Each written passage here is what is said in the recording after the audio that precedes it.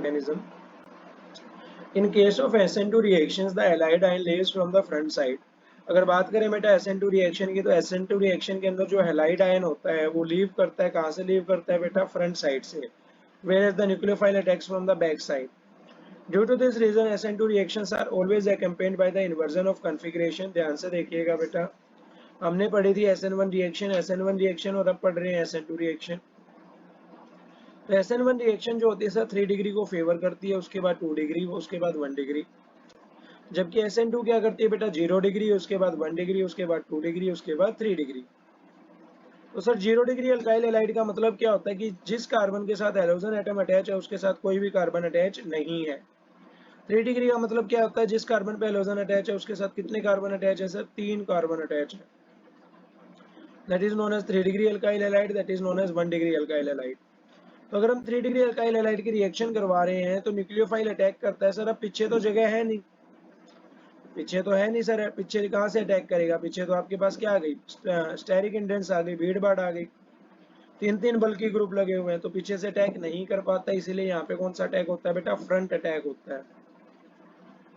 जबकि बात करें SN2 रिएक्शन में, तो यहाँ पे न्यूक्लियोफाइल है, न्यूक्लियोफाइल के ऊपर सर नेगेटिव चार्ज है, एक्स के ऊपर भी नेगेटिव चार्ज है।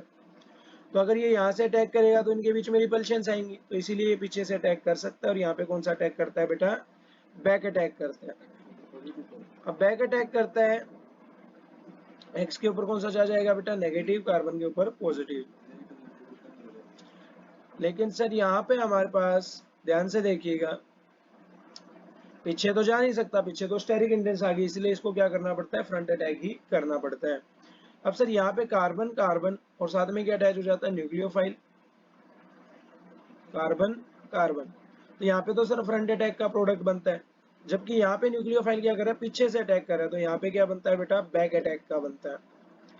अब ये जो कंपाउंड हो गया, ये क्या हो गया सर? इसका इन्वर्ट हो गया, तो इस कंपाउंड को हम क्या बोलते हैं? इन्वर्जन कंपाउंड बोलते हैं। और इन्वर्जन भी कौन सी होती है बेटा? वोल्डन इन्वर्जन। तो सबसे पहला पॉइंट जो SN2 रिएक्शन में आ रहा है वो ये आ रहा है कि जो न्यूक्लियोफाइल होता है सर वो कौन सा अटैक करता है? बैक अटैक करता है, जिसकी वजह से कौन सा कंपाउंड मिलता है? इन्वर्जन कंपाउंड मिलता है। क्लियर है क्या? The SN2 reaction, nucleophile attacks from the backside. Due to this reason, SN2 reactions are always accompanied by the inversion of configuration. Thus, formation of another enantiomer is led by SN2 reaction of an optically active halide. That is, optically active is retained but with the opposite configuration. Optically active का मतलब क्या होता है बेटा? Chiral carbon. क्या होता है? Chiral carbon. ये मैंने आपको बताया था, कायरल कार्बन क्या होता है? पता है क्या किसी को? एक ही कार्बन के ऊपर 4 डिफरेंट ग्रुप्स लगे हो।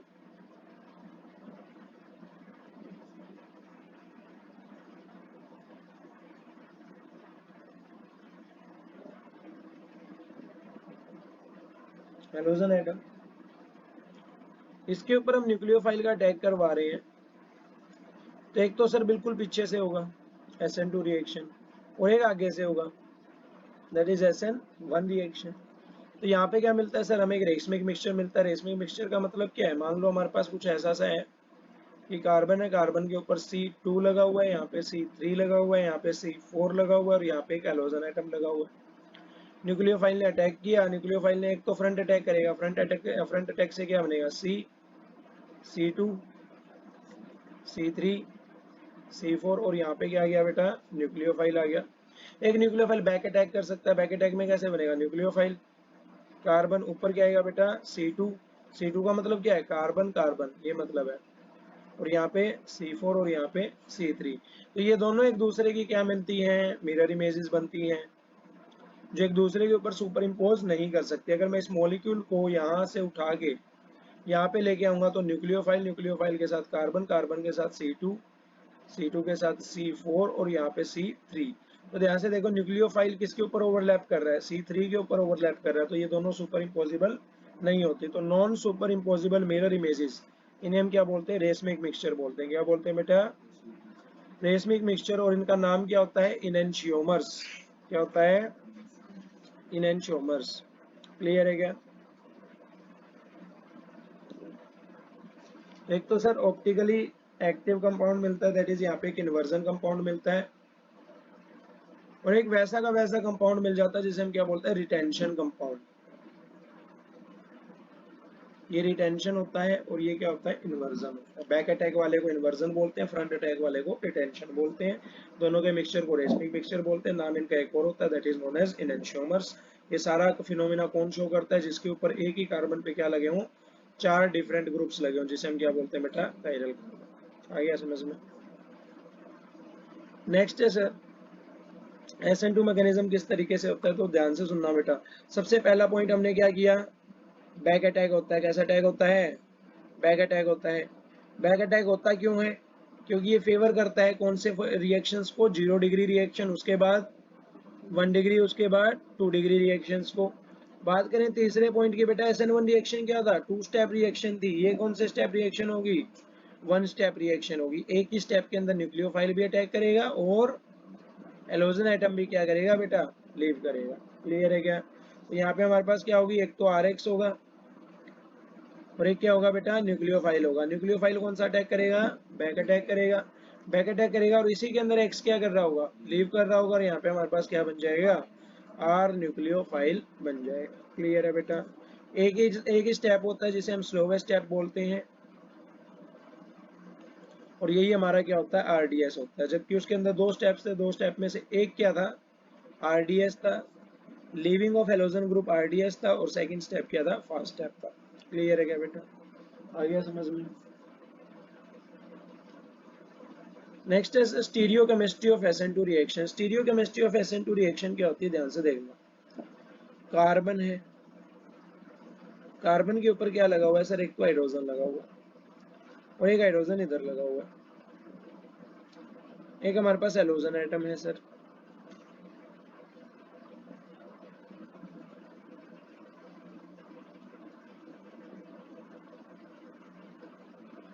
एक हमारे पास क्या लगा हुआ है, हेलोजन एटम लगा हुआ है। वेज पोजीशन पे क्या है बेटा, एक हाइड्रोजन है, और डैश पोजीशन पे भी क्या है, एक हाइड्रोजन। क्लियर है क्या।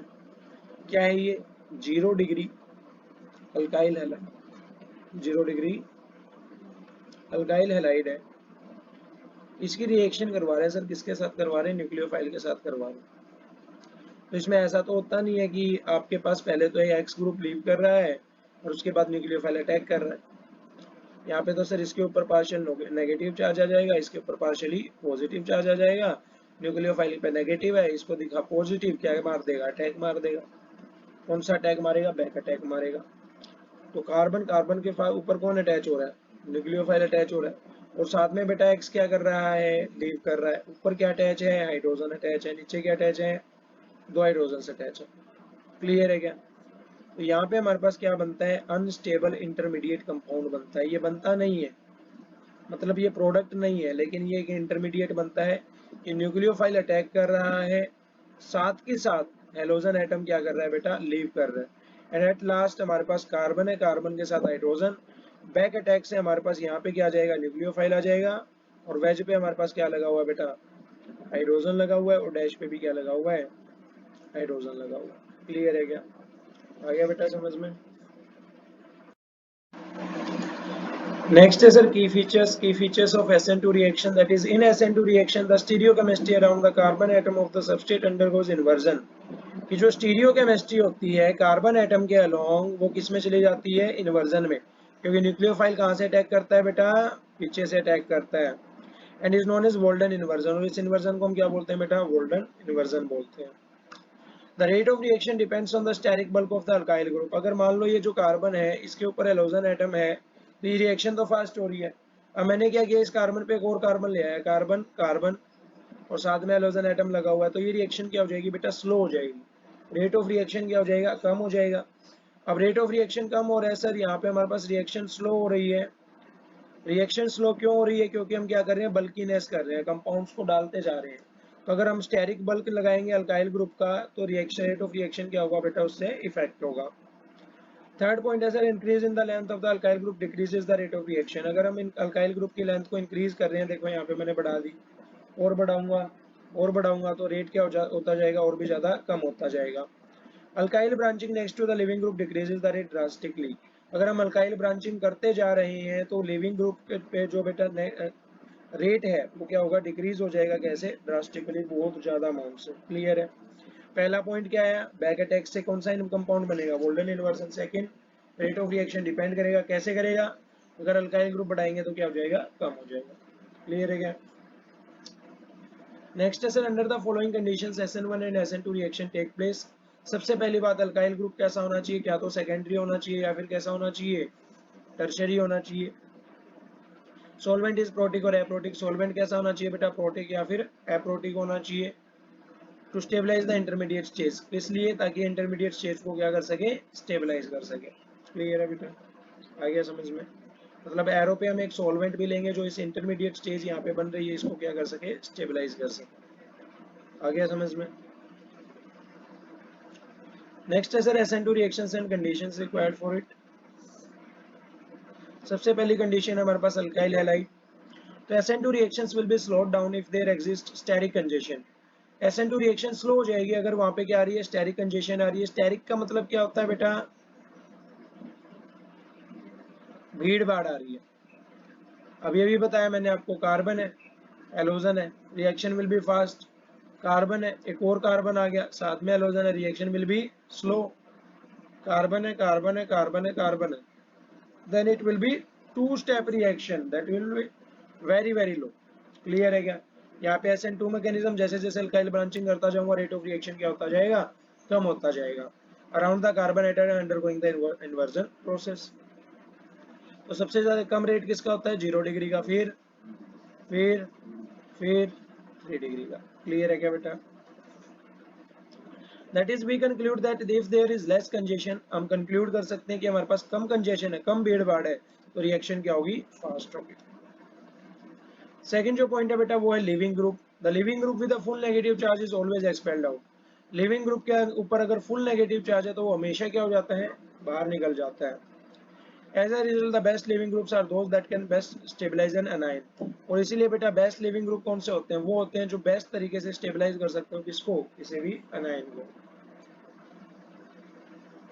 नेक्स्ट है सर सॉल्वेंट। सॉल्वेंट कैसा होता है, surroundings which the solvent surrounds can cause a reaction to go faster और स्लोवर। अब मान लो एक सॉल्वेंट है जिसके अंदर वो डिजोल्व हो रहा है, तो वो सॉल्वेंट जितना ज्यादा अच्छा होगा उतनी रिएक्शन क्या होगी, फास्ट होगी या फिर स्लो होगी। Solvent are of two type. Solvent दो टाइप्स के होते हैं सर, कौन कौन से होते हैं, एक तो प्रोटिक और एक कौन सा होता है बेटा, एप्रोटिक। जैसा कि मैंने कहा था आगे पढ़ेंगे, तो अभी पढ़ेंगे प्रोटिक और एप्रोटिक के बारे में। तो सबसे पहला सॉल्वेंट आता है sir protic solvent. Nucleophile suffer solvation in which process of protic solvent hydrogen bonds with anion that tries to attack the alkyl halide, thus creating a shield around the nucleophiles। और ध्यान से देखो बेटा, nucleophile सफर करता है solvation को, इन विच protic solvent, उस protic solvent के अंदर जो क्या बनाता हूँ, हाइड्रोजन बॉन्ड बनाता हूँ किसके साथ, अनायन के साथ। अब फॉर एग्जांपल मैंने यहाँ पे क्या ले रखा है, RX ले रखा है, और मैंने यहाँ पे सॉल्वेंट ले रखा है H2O। तो यहाँ पे क्या प्रेजेंट होता है, H पॉजिटिव और OH नेगेटिव। अब ये सर सॉल्वेंट है, इसके अंदर क्या प्रेजेंट है, हाइड्रोजन प्रेजेंट है। ये हाइड्रोजन बेटा इस अनायन के साथ रिएक्शन कर सकता है और क्या बना सकता है, HX बना सकता है। तो न्यूक्लियोफाइल सफर करता है सॉल्वेशन उस प्रोटिक सॉल्वेंट के अंदर जिसके अंदर क्या प्रेजेंट होती है, हाइड्रोजन बॉन्ड्स, और वो रिएक्शन करता है किसके साथ, अनायन के साथ। That tries to attack the alkyl halide, जो अल्काइल हैलाइड पे अटैक करता है और क्रिएट करता है एक शील्ड इसके अराउंड, न्यूक्लियोफाइल के around. As a result reaction is slow down, और रिएक्शन क्या हो जाती है, कम हो जाती है। जैसे कि अल्कोहल हो गया, वाटर हो गया, ये सारे हमारे पास क्या होते हैं बेटा, प्रोटिक सॉल्वेंट होते हैं। आ गया समझ में?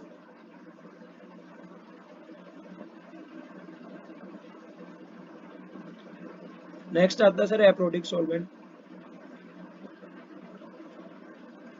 प्रोटिक सॉल्वेंट कौन सा होता है, जो कैपेबल होता है, जिनके अंदर क्या होते हैं, हाइड्रोजन आयंस। एप्रोटिक सॉल्वेंट्स कौन से होंगे बेटा, जिनके अंदर हाइड्रोजन आयंस नहीं होते, जो हाइड्रोजन आयंस को डोनेट नहीं कर सकते। Due to its favourable in SN2 reaction. Next है sir key features of SN2 reaction, that is in SN2 reaction the stereochemistry around the carbon atom of the substrate undergoes inversion.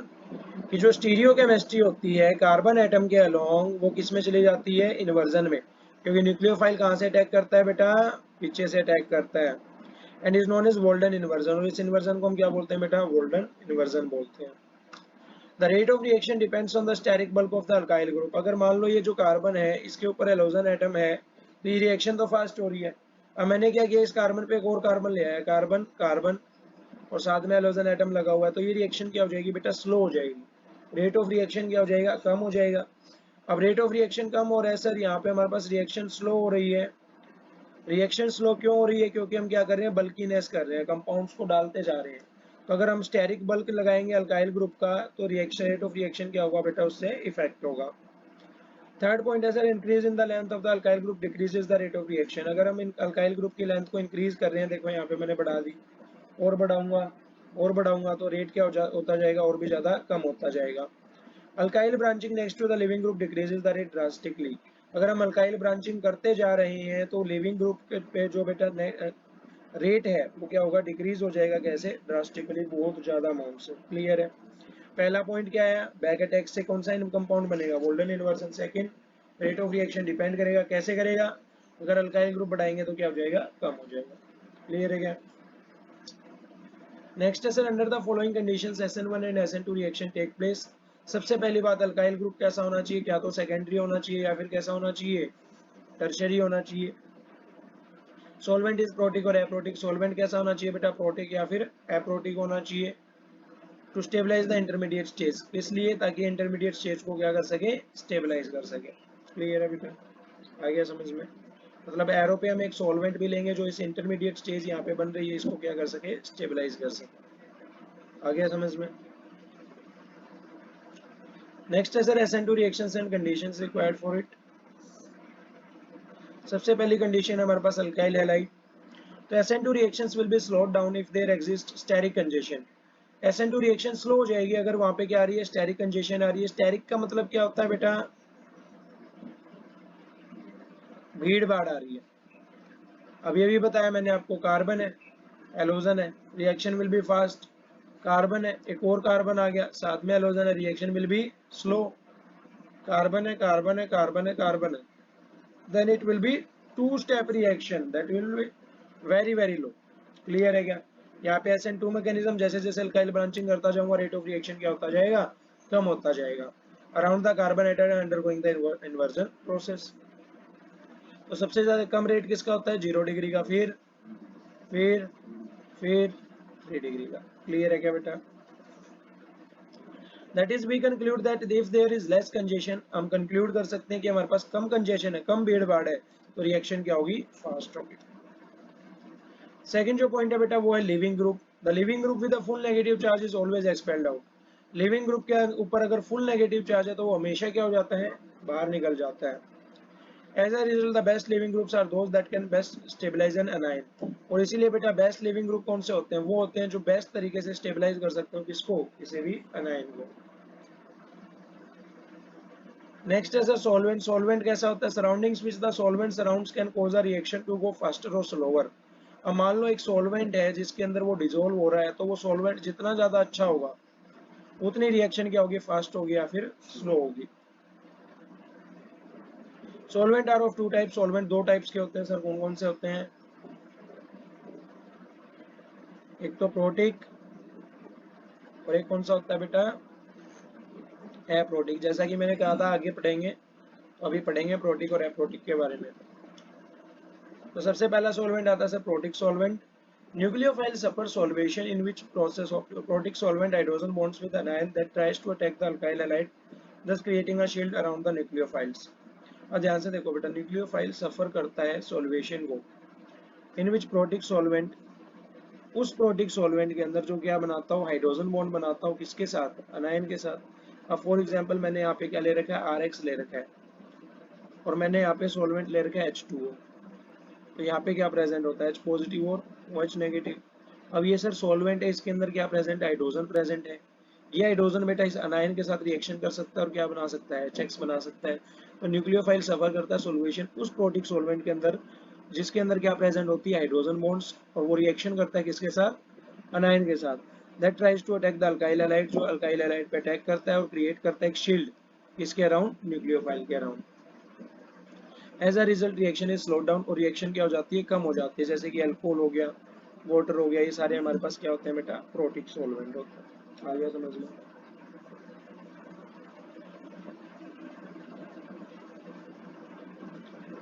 Next आता है sir aprotic solvent.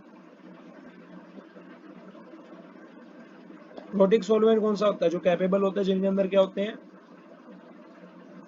Hydrogen ions. Aprotic solvents कौन से होंगे बेटा? जिनके अंदर hydrogen ions नहीं होते, जो हाइड्रोजन आयंस को डोनेट नहीं कर सकते।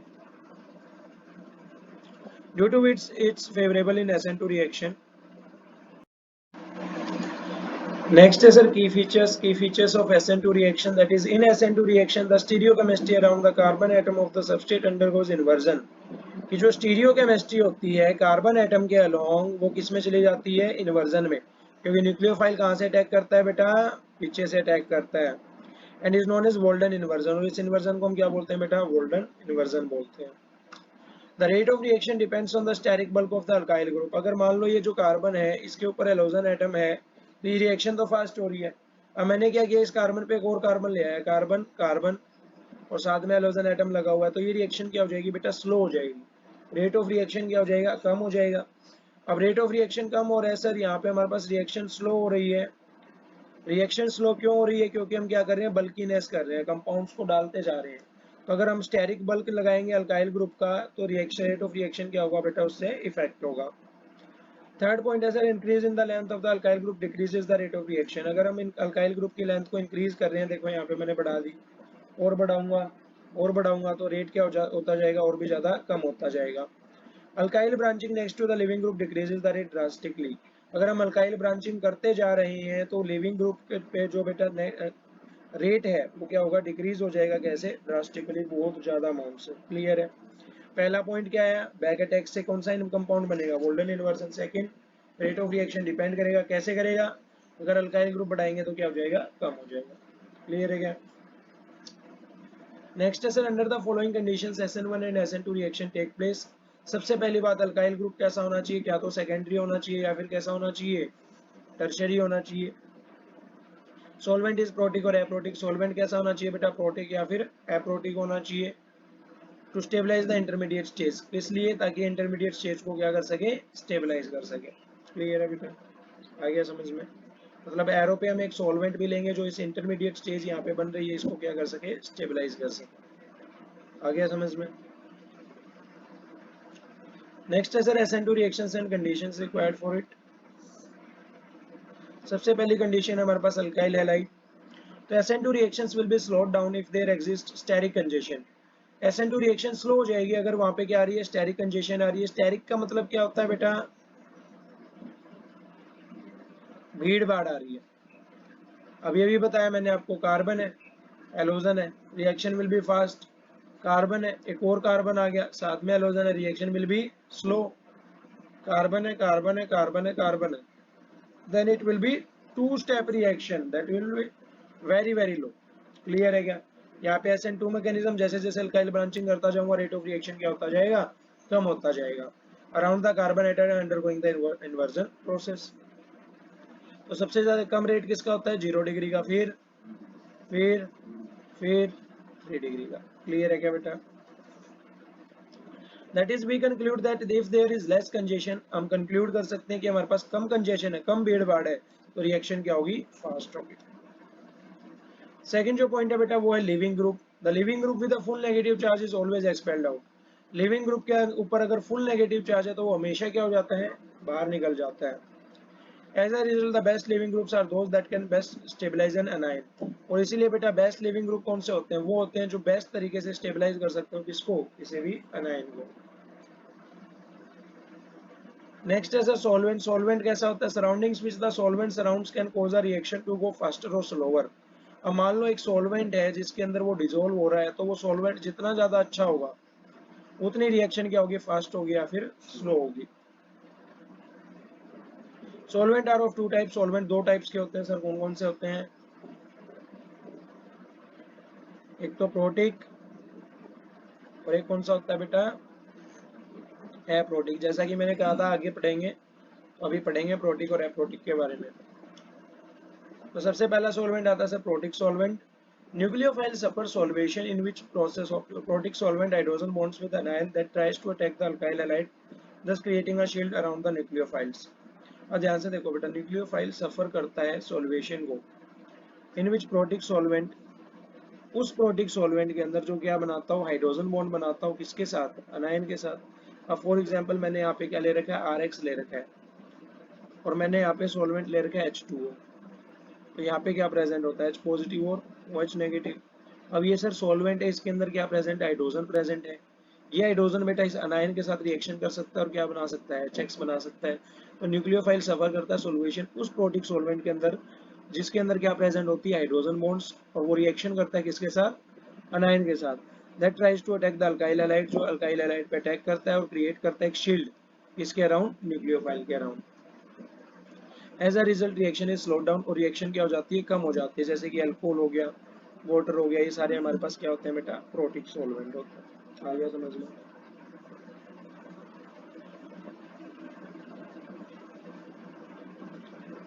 नेक्स्ट आता है sir aprotic solvent. Protic solvent कौन सा होता है, जो कैपेबल होता है, जिनके अंदर क्या होते हैं, हाइड्रोजन आयंस। एप्रोटिक सॉल्वेंट्स कौन से होंगे बेटा, जिनके अंदर हाइड्रोजन आयंस नहीं होते, जो हाइड्रोजन आयंस को डोनेट नहीं कर सकते। Due to its its favourable in SN2 reaction,